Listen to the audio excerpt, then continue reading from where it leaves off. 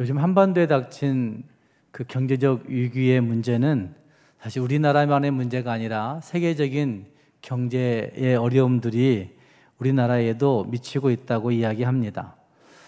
이런 어려움은 북한 땅에도 제2의 고난의 행군이다라고 이야기할 정도의 어려움들이 있는 것으로 보고되고 있습니다. 겉으로는 아닌 척해서 고난의 행군 때 많은 일들을 벌였던 일들을 감추고 있긴 하지만 사실은 지금도 아마 굉장히 큰 어려움이 북한 땅에는 있을 것이다라고 예측하는 사람들이 이야기하고 있습니다. 북한의 기독교 탄압은 4단계로 이루어진 것으로 보통 분석을 합니다. 1945년에서 50년까지 해방 이후 북한에서 이념의 갈등으로 인해 수많은 순교자들이 발생했던 것을 알 수 있습니다. 뿐만 아니라 6.25 전쟁 때 1950년부터 53년까지는 반공산주의자들을 학살하는 과정에서 기독교인들을 엄청나게 죽인 것으로 보고되고 있습니다. 그리고 그 다음은 휴전 이후 72년도까지 종교 말살 정책을 통하여서 엄청난 박해가 있었던 것으로 알려지고 있습니다. 그뿐만이 아닙니다. 1995년부터 99년에 있었던 이른바 고난의 행군 때에는 그 고난의 행군을 거쳐가는 과정에서 북한에 있던 많은 치하교회들을 탄압하고 북한에 있던 그 기독교를 전파하던 미국인 선교사들을 엄청나게 핍박하고 추방하는 일들이 벌어졌던 것들을 볼 수 있습니다. 이때 많은 기독교인들이 이제는 내 신앙이 끝났나 보다 생각하고 숨어들게 되었고, 숨어드는 과정에서 어떤 선교사님 한 분이 할아버지에게 그런 이야기를 했습니다. 할아버지는 그 숨어들어 지하에서 열심히 주를 섬기는 그러한 신실한 하나님의 사람이었는데, 선교하는 목사님이 그렇게 얘기했습니다. 굶주려 지친 그 북한의 상황을 너무나 알고 있기 때문에 할아버지가 결단만 하시면 할아버지를 북한 땅에서 벗어날 수 있도록 도와드릴게요. 그분은 북한의 지하교회의 큰 지도자였기 때문에 선교사로서는 그분을 탈출시키면 훨씬 더 나은 일이 있겠다 생각해서 그렇게 이야기합니다. 그 할아버지는 이렇게 얘기합니다. 그 선교사님에게, 젊은 선생, 말은 고맙지만 내래 하나님께서 여기 남겨놓으신 목적이 있을 거야. 난 하나님의 그 목적을 이루기까지 이곳에서 움직일 수가 없다고 그렇게 고백을 합니다. 그것이 죽는 자리라 할지라도 나는 이 북한 땅을 떠날 수가 없다고 그렇게 이야기합니다. 그래서 선교사님이 묻습니다. 그 목적이 도대체 무엇이냐고. 할아버지 목숨 살려서 차라리 다른 나라 가서 열심히 북한의 실상을 알리면 더 좋은 것 아니냐고 이렇게 얘기하니까 할아버지 하는 말씀이 자기의 목적이 이 땅을 위해서 이곳에서 기도하는 것이라고 이야기합니다. 이 땅을 위해서 기도하고 이 땅의 사람들을 키우는 것이 나의 목표라고 그렇게 얘기하면서 그는 자기의 길을 가겠다고 이야기하더랍니다. 그는 그때까지 선교사님 그를 만날 때까지 약 240여 명의 지하교회 지도자들을 지도한 그런 사람이었고, 그 240여 명의 지도자들이 지하의 교회들을 섬기고 있기 때문에 나는 이곳을 떠날 수 없다고, 그들과 함께 기도해야 된다고 그렇게 얘기했다는 것입니다. 진정 그들은 세상에 감당할 수 없는 믿음을 가진 사람들입니다. 하나님의 영광을 경험한 사람들이기 때문에 그곳에 있는 온갖 어려움들을 다 감수하고라도 하나님의 길을 함께 걸어가는, 하나님의 길을 함께 가며 그 영광을 노래하는 그런 사람이 되어 있는 것입니다. 제도적인 어떤 모습으로 하나님의 영광을 떠버릴 수는 없지만 거기에 진실한 그 믿음으로 죽음 너머의 길들을 바라보면서 하나님 앞에 찬송하는 그런 삶을 살고 있는 것이죠. 그들은 발각되어서 처형될 때에도 이와 같은 찬송을 부른답니다. 주께서 심판하실 때 잘했다 칭찬하리니, 주께서 심판하실 때 잘했다 칭찬하리니, 이러한 상급 받도록 예수를 위해 삽시다. 날마다 주를 섬기며 언제나 주를 기리고 그 사랑 안에 살면서 딴 길로 가지 말자고 외치며 그들은 처형되어 간다고 합니다. 복음 때문에, 하나님의 사랑 때문에 죽음 앞에서도 넘치는 평강으로 노래 부를 수 있는 하나님의 사람들, 그런 사람들이 오늘 이 땅에도 많이 있는 것입니다. 저는 이 이야기들을 들으면서 복음을 전하고 있는 나에게 이와 같은 감격이 있는가, 이와 같은 감격이 남아있는가라는 생각을 자주 해봅니다. 청둥원 전도주의를 하면서 우리는 도대체 나는 어디로 가고 있고 무엇을 위해서 이 일을 하고 있는지를 점검해 보아야 됩니다. 오늘 함께 읽은 말씀은 우리가 예수님과 함께 가는 길에 서 있다고 한 사실을 분명히 말씀하고 있는 말씀이 여기에 있습니다. 예수님과 함께 가는 나그네가 되어 있는 것이죠.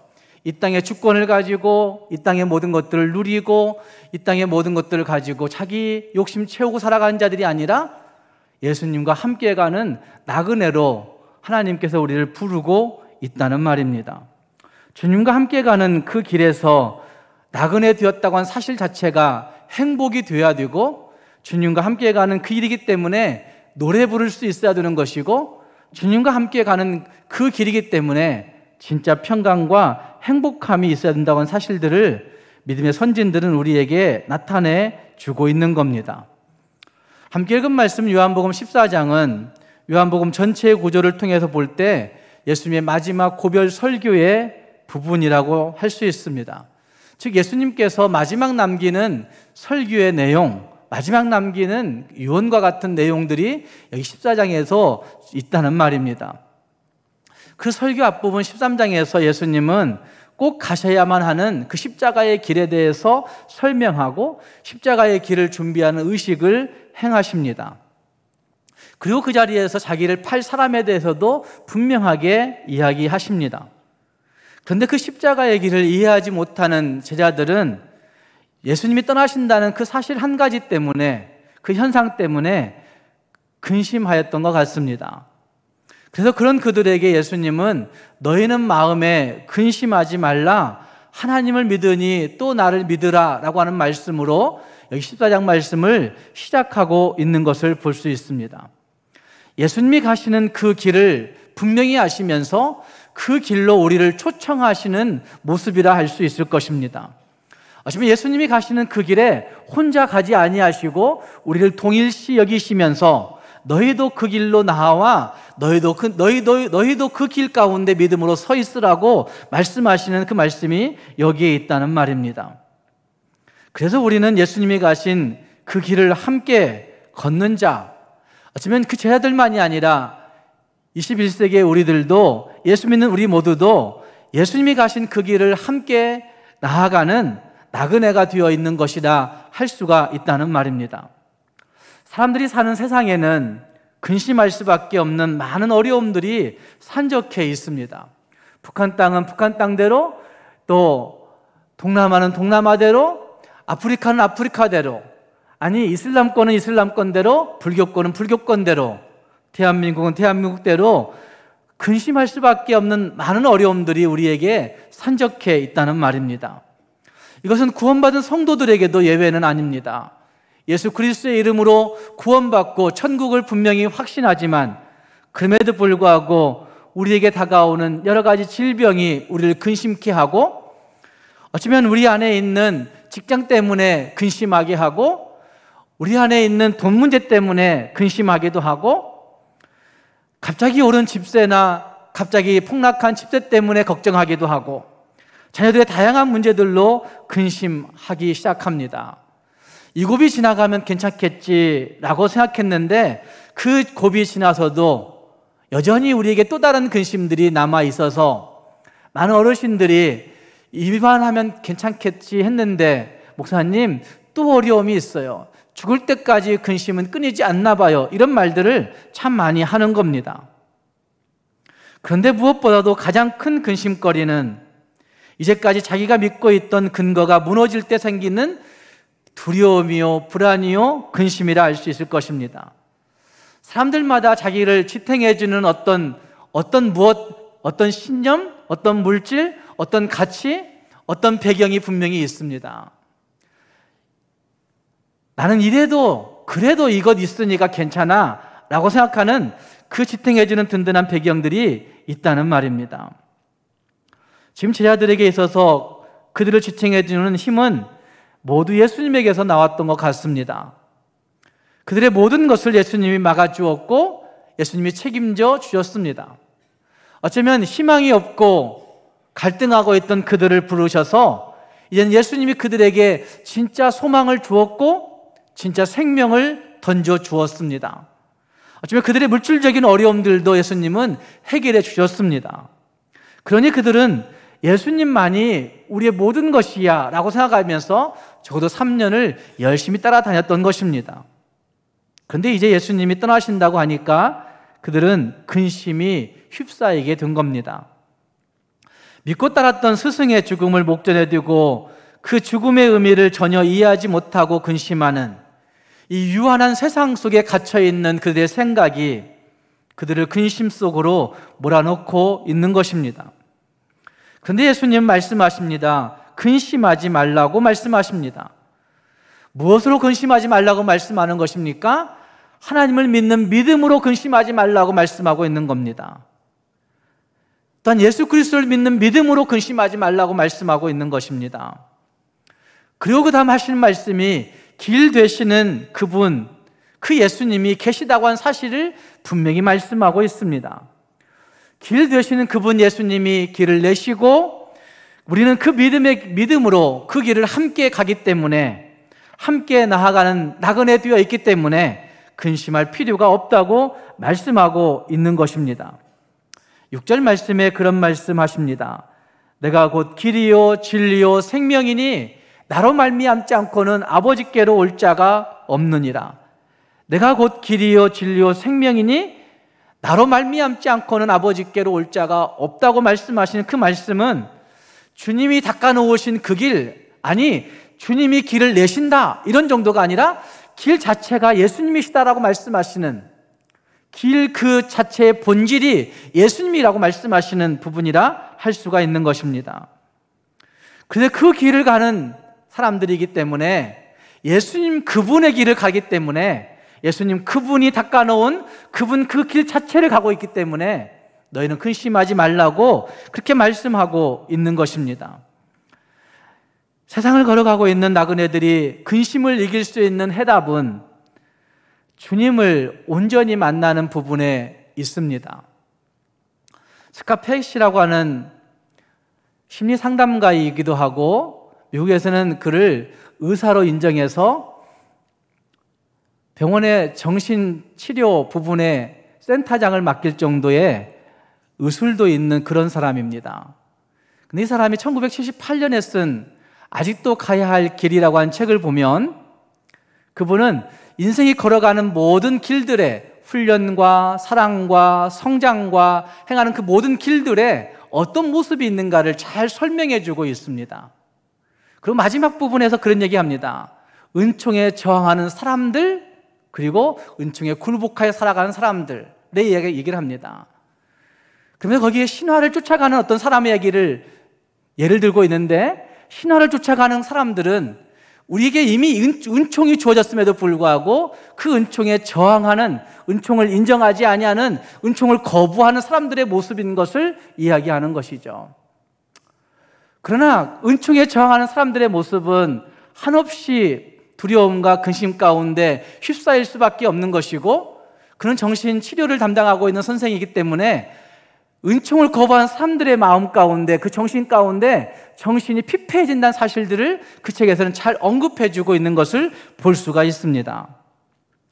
예수 그리스도의 은총을 경험하기만 하면 예수 그리스도가 우리에게 은총의 길이라는 사실들을 분명히 인식하기만 하면 우리는 그 모든 근심을 떨칠 수 있고 우리가 아직 가야 할 길이 남아있긴 하지만 그분과 함께 가는 그 길에서 진짜 행복을 누릴 수 있다고 성경은 우리에게 증거해 주고 있는 것입니다. 가장 근본적인 질문이지만 여러분은 믿음이 무엇이라고 생각하십니까? 무엇을 여러분은 믿음이라고 여기고 그 믿음을 가지고 이곳에 나와 계십니까? 내가 잘 신뢰하는 것, 내가 잘 믿는 것, 내가 잘 붙들 수 있다고 생각하는 그것, 내가 열심히 무엇인가 하고 있다고 생각하는 그것, 우리는 그렇게 믿음을 이야기할 때가 있습니다. 그러나 믿음은 내가 하는 무엇이 아닙니다. 내가 하는 그 무엇이 아니라, 내가 열심히 내는 그 무엇이 아니라 하나님의 손에 붙들려 있는 은총을 발견하고 은총 앞에 굴복하는 그것을 믿음이라고 얘기하고 있는 거죠. 내가 붙잡고 있는 것이 아니라 하나님이 나를 붙잡고 있는 것이죠. 하나님의 붙잡으심이 있기 때문에 그것이 선물이라고 말씀하는 거죠. 은총, 선물이라고 말씀하고 있는 거죠. 하나님의 붙잡으심이 있었기 때문에 내가 믿을 수 있는 것이고, 하나님의 붙잡으심이 있었기 때문에 내가 그 말씀을 신뢰하고 읽게 되는 것이고, 하나님의 붙잡으심이 있기 때문에 그 말씀 앞에 내가 굴복하여 서는 것이고, 하나님의 붙잡으심이 있기 때문에 나는 내 앞에 다가오는 모든 일들을 믿음으로 반응하게 되는 거죠. 붙잡으시는 그 믿음이 있기 때문에 그 다음 내가 믿음으로 반응한 삶도 살게 된다는 말입니다. 시편 18편 28절 말씀에 주께서 내 등불을 켜심이여 여호와 내 하나님이 내 흑암을 밝히시리이다 라고 고백하던 다윗의 고백은 우리의 믿음이 어떻게 오는가를 잘 보여주고 있는 그 부분이라 할 수 있습니다. 주께서 내 등불을 켜시기에 빛되어서, 아니 주께서 내 등불을 켜시기에 흑암 속에서 빛이 보이는 거예요. 주께서 내 등불을 켜시기에 온통 어두웠던 죄로 찌들었던 우리의 흑암이 밝아지는 거예요. 주께서 켜시지 않았다고 한다면 우리는 결코 그 믿음 앞에 설 수 없는 존재라 할 수 있다는 말입니다. 사랑하는 여러분, 요즘 우리가 갖고 있는 근심은 과연 무엇입니까? 저와 여러분이 갖고 있는 개인적인 근심, 가정의 근심들 과연 무엇입니까? 그리고 그 근심은 오늘의 말씀, 너희는 마음에 근심하지 말라, 하나님을 믿으니 또 나를 믿으라 말씀하시는 그 진리의 말씀이 여러분의 근심 앞에 얼마만큼이나 적용이 되십니까? 적어도 진짜 이 믿음 앞에 서 있다고 한다면 너희는 마음에 근심하지 말라, 하나님을 믿으니 또 나를 믿으라 말씀하시는 그 말씀이 100% 적용되어져서 내 마음속에 자꾸만 근심으로, 두려움으로, 불안으로 찾아 들어오는 그 모든 것들을 믿음으로 다 던져버릴 수 있는 우리가 되어야 되는 것입니다. 어떤 분이 그렇게 얘기합니다. 믿음과 근심은 시소 게임과 같다고 얘기합니다. 믿음이 올라가면 근심이 내려가고, 그리고 걱정과 염려와 근심이 올라가면 믿음은 아래로 곤두박질 치는 마치 시소 게임과 같다고 그렇게 이야기합니다. 오늘 우리 모두가 예수님의 격려의 말씀, 그 진리의 말씀을 힘입어서 너희는 마음에 근심하지 말라, 하나님을 믿으니 또 나를 믿으라 말씀하시는 그 말씀대로 우리의 근심 가운데, 우리의 불안정 가운데 그 말씀을 100% 적용하여서 그 모든 근심을 다 떨쳐버리고 믿음으로, 믿음의 시소를 적극 올릴 수 있는 우리 모두가 될 수 있기를 주님의 이름으로 축복합니다. 예수님의 목적은 택한 백성들을 구원하시는 것이 목적이었습니다. 그런데 구원하신 이후에 또 한 가지의 목적이 있는 것을 볼 수 있습니다. 그것은 십자가의 길이라고 저는 생각합니다. 함께 읽은 말씀의 4절 말씀에서 이렇게 말씀합니다. 내가 어디로 가는지 그 길을 너희가 아느니라. 3년 동안이나 배웠으니까, 3년 동안 예수님 따라다녔으니까 내가 가는 그 길을 너희는 이미 알 거야, 이렇게 얘기하시는 것이죠. 예수님 말씀하신 그 길은 십자가의 길이었습니다. 자기의 목숨을 우리 구원을 위해서 내어놓는 십자가의 길, 희생의 길, 섬김의 길, 어쩌면 헌신의 길, 자기의 목숨을 버리셔서 우리를 구원하시고자 하시는 그 길을 말씀하고 있다는 말입니다. 십자가를 치시는 그 길이 이 땅에 오신 예수님의 목적이었습니다. 예수님이 그 목적을 향해서 분명하게 줄기차게 달려가셨습니다. 모두가 가지 말라고, 모두가 올라가지 말자고, 예루살렘에 왜 올라가느냐고, 아직 이곳에 할 일이 많다고, 올라가면 죽음이 준비되어 있는데 왜 그 길을 가셔야 되느냐고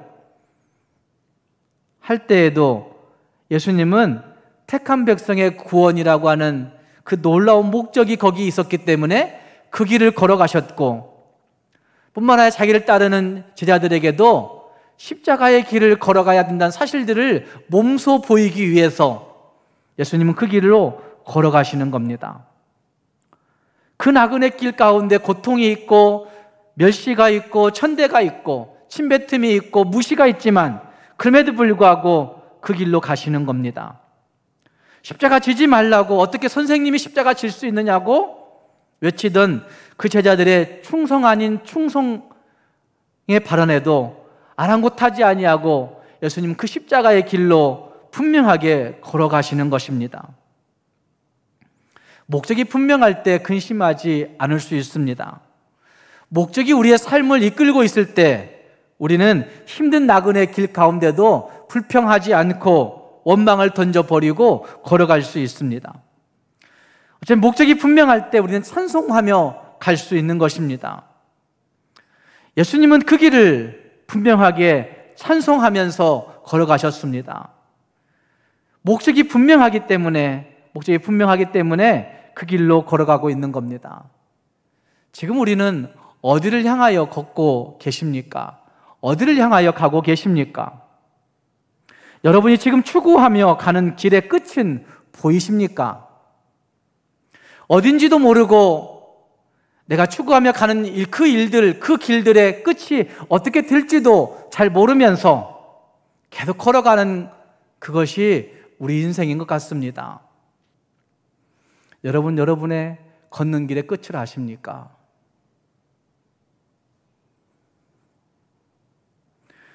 여러분 지금 어디를 향하여 그렇게 가고 계시는 겁니까? 요한복음 14장에서 예수님은 우리가 가는 길의 끝이 어딘가를 분명하게 말씀하십니다.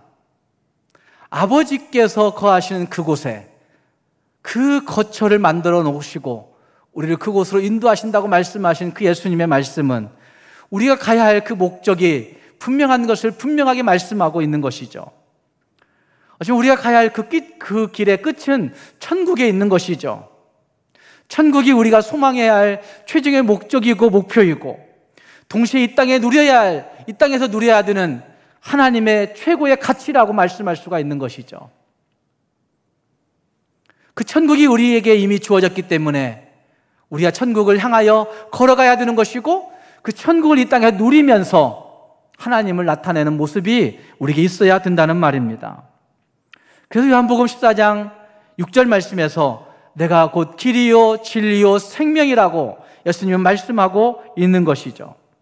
뿐만 아니라 요한복음 17장 3절 말씀에서도 영생은 곧 유일하신 참 하나님과 그의 보내신 자 예수 그리스도를 아는 것이니라, 예수 그리스도를 아는 것이니라, 이렇게 말씀하면서 우리가 가야 할 그 길에 분명한 가치와 목적을 나타내주고 있는 것입니다.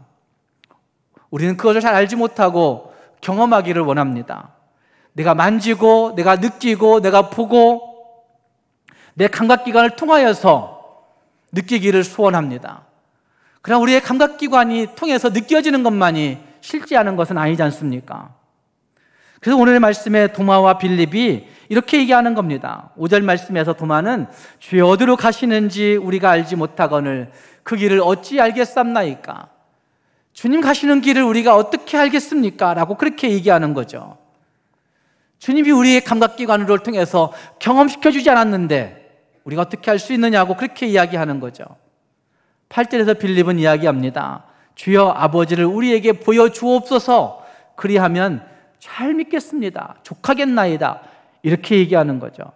알려주셔야 알고, 느낄 수 있게 해주셔야 느끼고, 볼 수 있게 해주셔야 믿을 수 있다고 얘기하는 제자들의 항변이라 할 수가 있습니다. 예수님 말씀 말고, 예수님 지금 말하는 것 말고 그 어떤 것을 경험시켜 주세요. 내 마음에 흡족한 것, 내 마음에 뭔가 확 다가올 수 있는 것, 그걸로 내게 경험시켜 주세요 라고 얘기하는 거죠. 그렇게 한다고 우리가 가는 길을 알겠습니까? 많이 경험되어지면 많이 알게 되면, 세상에 있는 것들을 많이 알게 되면 진짜 여러분은 여러분의 길을 알 수 있겠습니까? 그러지 않을 겁니다. 내가 가는 곳에 그 길을 알리라 라고 말씀하실 때 어쩌면 우리가 어떻게 알아요 외치는 그 제자들이지만 예수님은 그들이 십자가의 길을, 구원의 길을 이미 알고 있지 않느냐, 그런데 왜 인정하지 않느냐라고 말씀하시는 말씀이라 할 수가 있을 것입니다. 누가복음 9장 23절에서 예수님은 이렇게 말씀하십니다. 나를 따라오려거든 자기를 부인하고 제 십자가를 지고 좇을 것이니라. 나를 따라오려거든 너희들의 십자가를 지고 너희를 부인하고 나를 쫓아오라 라고 말씀하십니다. 그러니 모른다 얘기하는 거죠. 그러니 알지 못한다 얘기하는 거죠. 죽어도 나를 부인하는 일은 못하겠어요. 죽어도 십자가 지는 그 길만은 못하겠어요 라고 이야기하는 그런 모습이라 할 수가 있을 것입니다. 사랑하는 여러분, 우리가 가는 길들을 아십니까? 그 길 앞에 왜 모른다고 얘기합니까? 그것은 우리의 삶 앞에 놓여져 있는 여러 가지 십자가들이, 여러 가지 십자가의 길들이 있어서 애써 외면해보는, 애써 부인해보는 그런 모습이라고 할 수가 있을 것입니다. 예수를 믿는 하나님의 사람들은 예수님과 함께 그 길을 걸어가야 된다고 말씀하고 있는 거죠. 천국과 십자가를 지는 삶이 따로 있는 것이 아니라 함께 가는 길이다 하는 사실을 말씀하고 있다는 말입니다. 본향과 십자가를 지는 삶이 분리되어 있는 것이 아니라 함께 되어 있는 것이다. 나그네에게 필수 과목이다. 이렇게 말씀하는 부분이라고 할 수가 있다는 말입니다. 사랑하는 성도 여러분, 여러분 어떤 길을 가고자 하십니까? 예수님이 보여주신 그 길, 예수님이 보여주신 그 길로 진짜 잘 걸어갈 수 있는, 그래서 그 십자가의 길을 걸어가면서도 행복해할 수 있는 우리가 될 때에 진짜 우리는 천국 백성다운 모습으로 이 땅을 살아가게 되는 것입니다. 예수님이 보여주신 그 길을 걸어가는데 도구가 있습니다. 그거는 기도라고 할 수 있습니다. 13절 말씀에서 그렇게 말씀하십니다. 너희가 내 이름으로 무엇을 구하든지 내가 시행하리니 라고 말씀하시고 14절에서도 그렇게 말씀하십니다. 내 이름으로 무엇이든지 내게 구하면 내가 시행하리라.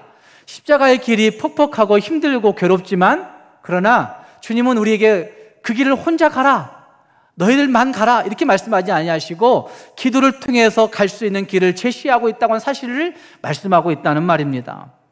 우리 모두가 하나님의 이름으로, 예수 그리스도의 이름으로 기도하면서 그 십자가의 길을 묵묵히 잘 걸어감으로 말미암아 하나님이 우리에게 허락하신 그 천국을 죽어서만이 아니라 이 땅에서도 경험하며 살아갈 수 있는 우리 모두가 될 수 있기를 주님의 이름으로 축복합니다. 기도하겠습니다.